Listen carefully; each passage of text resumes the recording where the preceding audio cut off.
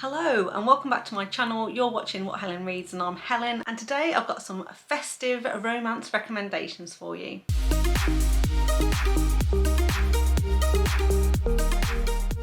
Christmas is my absolute favourite time of the year. I just absolutely love it. I love the colder night, snuggling up in a blanket, sitting down to read a cosy romance. And it's always a great excuse to eat too much food and drink too much wine and generally have a great time with friends and family. So I absolutely love this time of year, and I also love a festive romance as well. And today I've got 9 recommendations to share with you.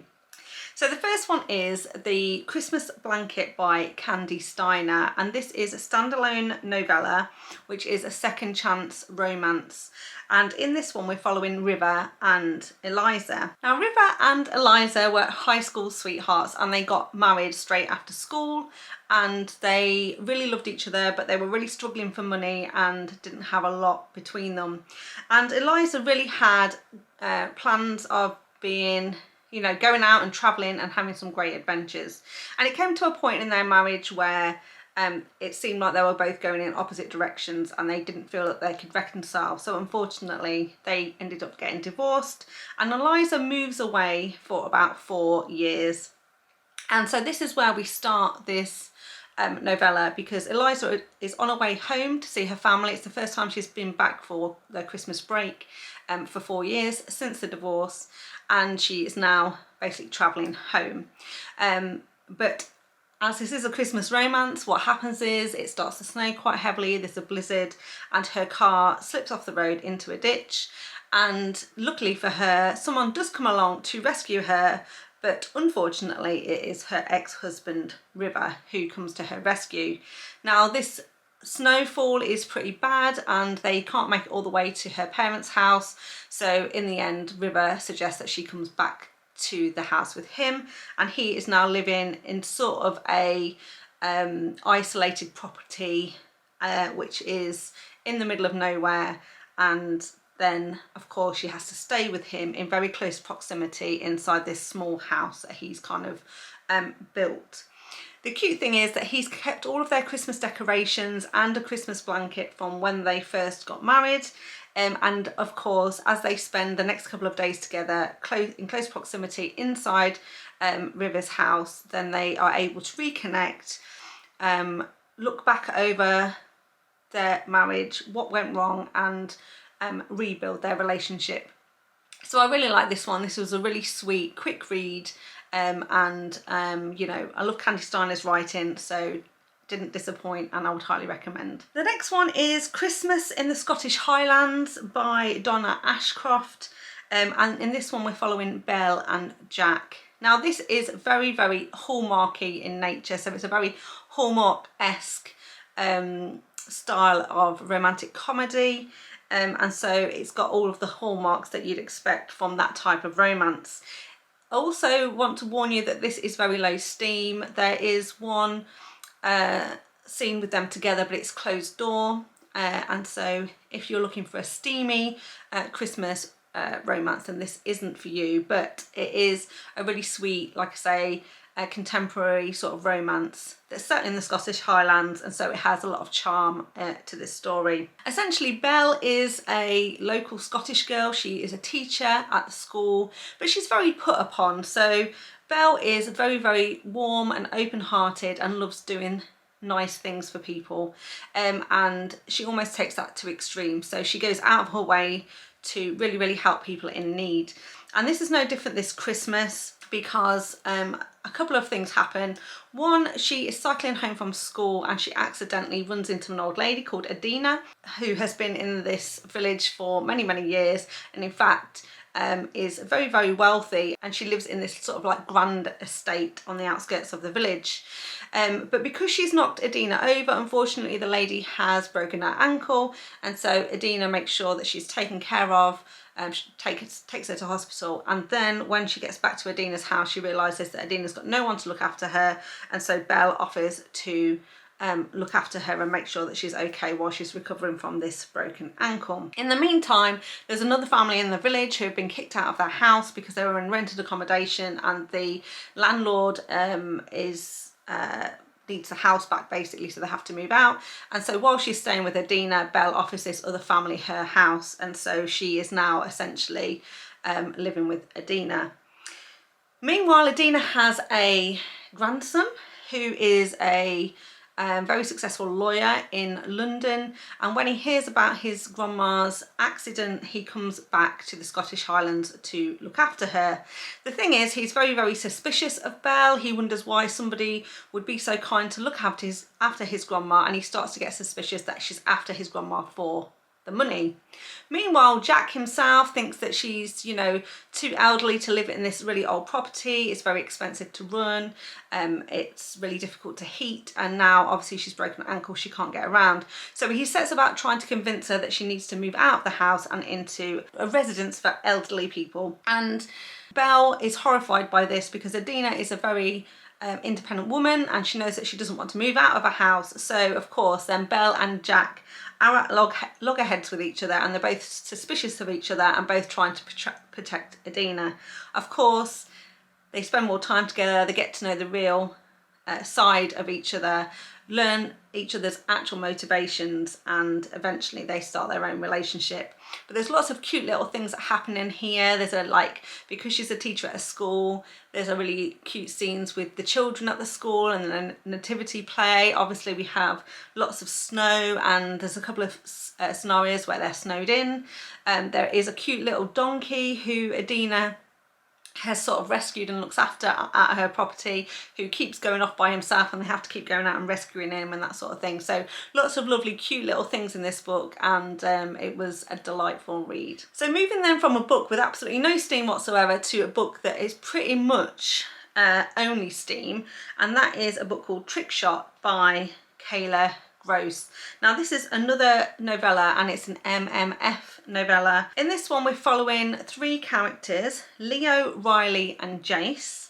And Leo is pansexual, Jace is bisexual, and Riley is our heroine of this one, and she's a curvy heroine. Now essentially what happens is Riley and Leo are at the airport. They're waiting for a plane to go home for the holidays, and of course there's too much snow and the flights are cancelled, and they end up sitting next to each other in the bar. They get chatting. Leo very much fancies Riley and kind of invites her home with him for the Christmas holidays. He lives with one of his best friends, Jace, and they have a sexual relationship with each other, and they also often share partners. And so when Leo brings Riley home to Jace, they end up having a threesome for Christmas. So like I say, this is a quick read. It's fun and spicy, and there's not much more to say about it than that. Next up we've got The Holiday Hoax by Maggie Cole, and this is a fake marriage billionaire romance. It's a standalone, and in this one we're following Sebastian and Georgia. Now Sebastian is our grumpy billionaire. His backstory is that he's had quite a lot of fiancées in the past, and all of his fiancées have ended up either cheating on him or leaving him, and so he's very jaded when it comes to love, and he doesn't believe in love or marriage. The thing is, he's very, very high up in his company that is actually owned by his father, and he's hoping that when his father retires, he's going to be able to take over the business. But his father very much wants him to be settled down and a married man before he lets him take over the reins of this company. And also wants him to come back home for Christmas. Now Sebastian normally doesn't bother coming home for Christmas because it's not his cup of tea, and he doesn't like, you know, the socialising and the possibility of bumping into his ex-fiancées, and so he usually declines. But this year his father pretty much insists that he comes back, and he knows that he needs to take a woman back with him and almost pretend that he's got a bride. So when Georgia comes into his life, she is actually an intern. She's interning at the company, but she is a very good businesswoman, and actually she is interning because she's trying to earn some money to save so that she can buy her own bakery, and that's what she wants to do. But Sebastian sees Georgia, and he also sees an opportunity to do a bit of a deal with her. So basically he offers to give her some money so that she can start her bakery in exchange for her going home with him and pretending that she's his fiance and they're going to get married. And so the idea is that they get married when they go home. It's going to be a Christmas wedding, but as part of the agreement, they agree that there's going to be a prenup, and they agree that they're going to get divorced on the 2nd of January, because all Sebastian wants is to fool his family into believing that he's got a bride so that his father hands over the reins to this company, and when it's done and dusted, he's going to divorce her and give her the cash. The thing is, because she is a good businesswoman, she actually negotiates a higher prenup than he wanted to give, and he ends up relenting, and she negotiates for much better terms. But his plan all along is that he's going to get his lawyer friend to find a loophole in this contract so he can not give her as much money as she's kind of asked for. Of course, this is where the kind of this is where the conflict is going to come in later, because over the course of their journey back to his house, her meeting the family and spending much more time with him, of course they start to develop feelings, and then we know that there's this looming issue hanging over them, that what's she going to do when she ultimately finds out that he is trying to go back on his word, essentially, from this prenup that they've signed, and also what's going to happen with his family once they realise that they've also lied to them. I really enjoyed this one. It was a fun and spicy read. The family are really great. They absolutely love Georgia and they get on really well together. So I really enjoyed it.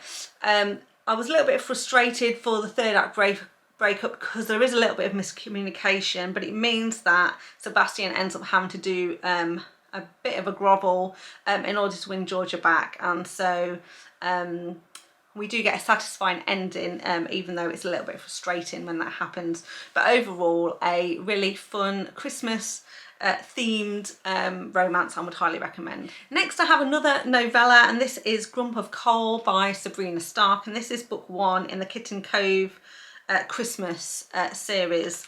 And in this one we're following Cole and Lexi. Now Lexi works in a gourmet chocolate company, and she's the executive assistant to the man who owns the company. Cole is actually coming along and he's buying out the company, and as a result he kind of sacks the boss.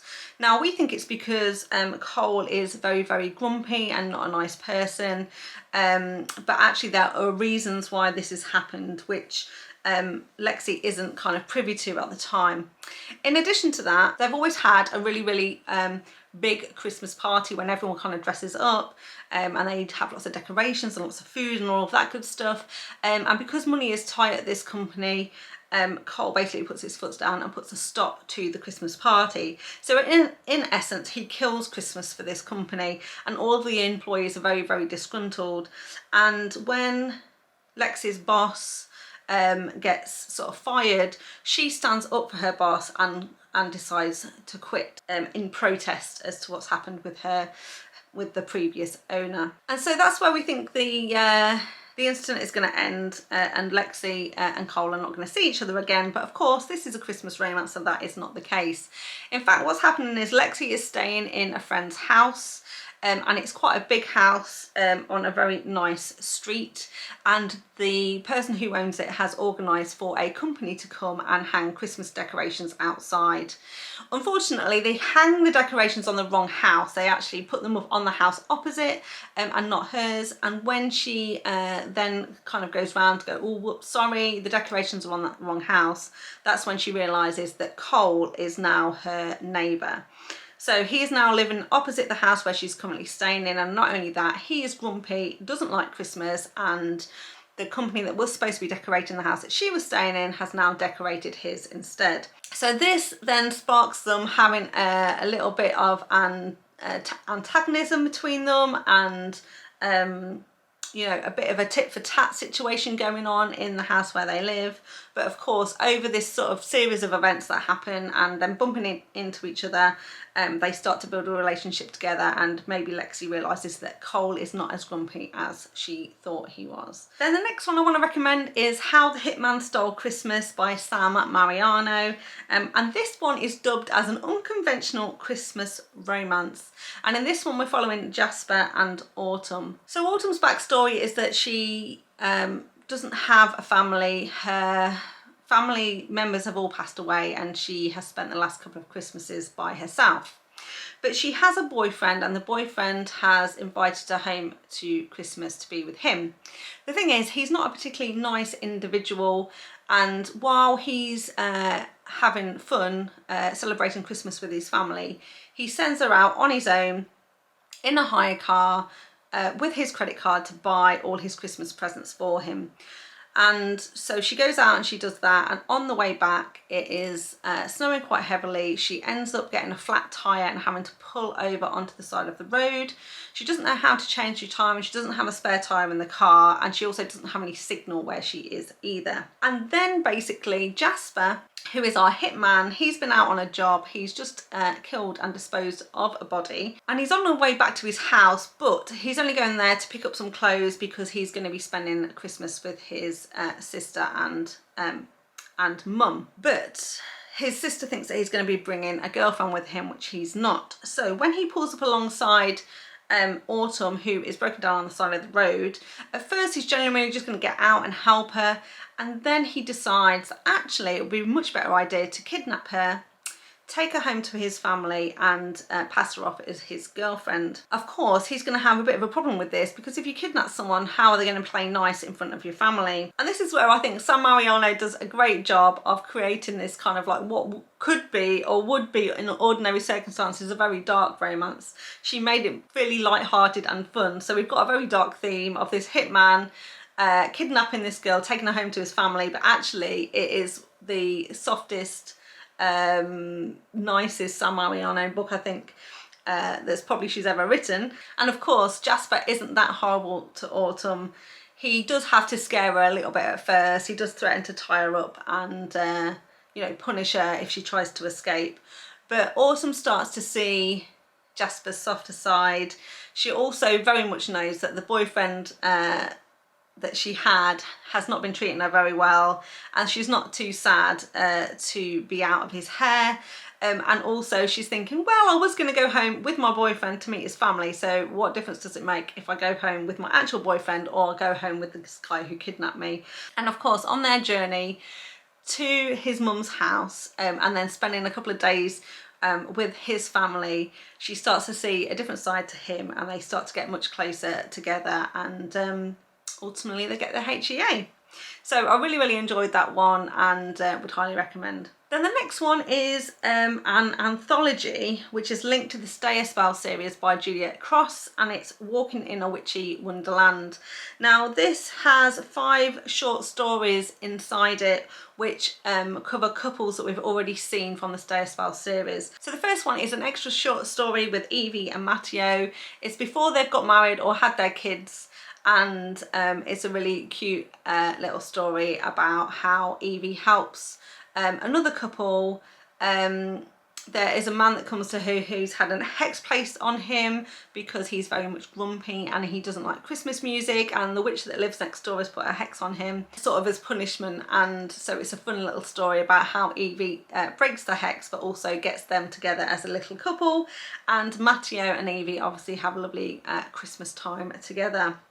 Then the second short story is a update with Devraj and Isadora, and that's really funny as well because there is kind of a enchanted Christmas decoration that's got a love potion on it, which means that Devraj and Isadora can't keep their hands off each other, so that is also quite funny.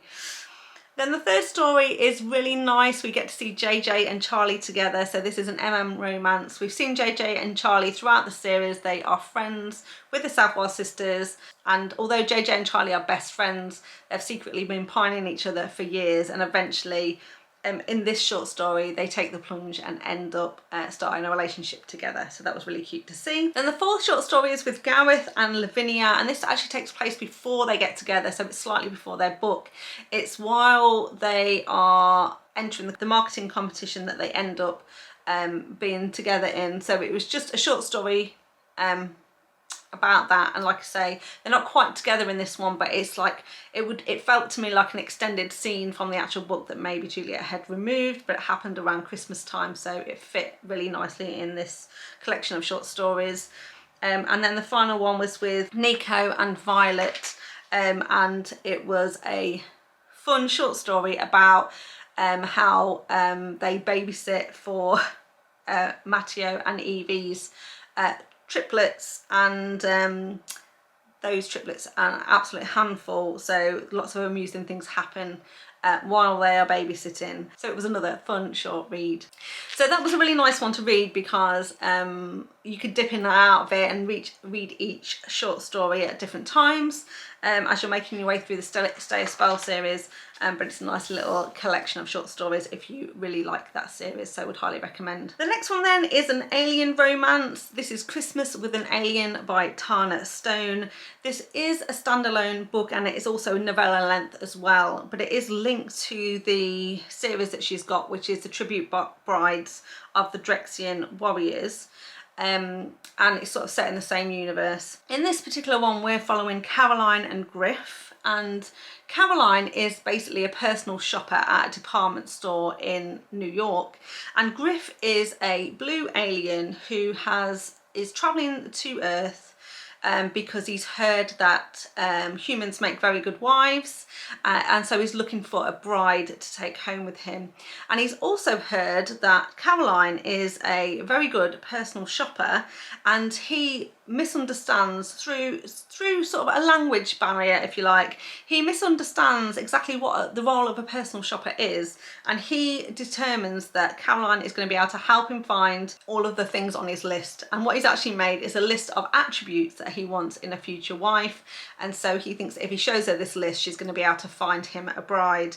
So it is a fun, light-hearted sci-fi romance, like I say, with an alien who comes to the personal shopper in New York and asks for her to find him a bride. And Caroline does agree to try and help him, but of course, in the pursuit of finding the perfect woman for him, it's when he realises that Caroline is the only one that he wants. So the last one I want to recommend is 'Tis the Season for Revenge by Morgan Elizabeth. And this is book one in her Season of Revenge series. It's basically a rom-com, this one, but I thought it was really, really good, and it has some good spicy scenes in it as well. And we're basically following Abby and Damien. Now, Abby has actually had a boyfriend called Richard for about 4 years, and he is a lawyer, and he's got his heart set on becoming a partner of a law firm. Now, when they first met 4 years ago, Abby was, you know, sort of like a fun, very, very happy, bubbly sort of character, and Richard was drawn to her because she was so social and she's very, very pretty. The thing is, that was all well and good when they first started to go out. And as Richard heads now towards becoming a partner in a law firm, he definitely needs someone a little bit more conservative, less flashy and more serious than Abby. And so he's been trying to sort of manipulate her into being the woman that he wants, you know, toning down her hair colour, wearing more appropriate clothing. You know, when they go out, she really has to tone it down and can't have as much fun as she wants to, that sort of thing. But she really loves Richard, so she's been trying her best to be exactly what he wants her to be. And the one thing she's always wanted is to be invited to his work party. He never really invites her because he doesn't feel that she's going to fit in, and he thinks having a girlfriend like her is going to ruin his chances in this law firm. However, finally he gives in and he invites her to the Halloween Christmas party. So of course it's Halloween, she decides she's going to dress up, and she decides she's going to dress up in a bunny outfit. Of course, when Richard gets there and sees what she's wearing, he absolutely goes mad and basically says, "You're an absolute embarrassment. I can't take you dressed like that to my work's Christmas party. What will people think? You're going to ruin my chances of being the next partner in this law firm. I can't deal with you anymore. I need a more sensible girlfriend." And so so he basically breaks up with her. Of course, she's absolutely devastated, really, really upset, and also she's left out on the pavement wearing nothing but a bunny outfit, so she has to get herself home. So what does she do? She rings her best friends, they come round to console her, they get a takeaway, they drink lots of wine, and they just come up with a revenge plan. How are they going to get back at Richard? And they come up with some hilarious ways to get back at him and make him look like a bit of an idiot at work, and it's absolutely fantastic. Also though, what she manages to do is back herself a date with Richard's boss, and he is called Damien, and Damien is an older man. Obviously he is a partner in the law firm and Richard's boss, so this is a bit of an age gap romance as well, and she determines that she's gonna date Damien, convince him to invite her to the Christmas party, and therefore she's really going to show Richard up when she turns up on the arm of his boss. It's a bit underhanded of her in a way, because Damien isn't aware of her plan to use him to get revenge on her ex-boyfriend, and he is dating her in good faith and actually really wants to spend time with her.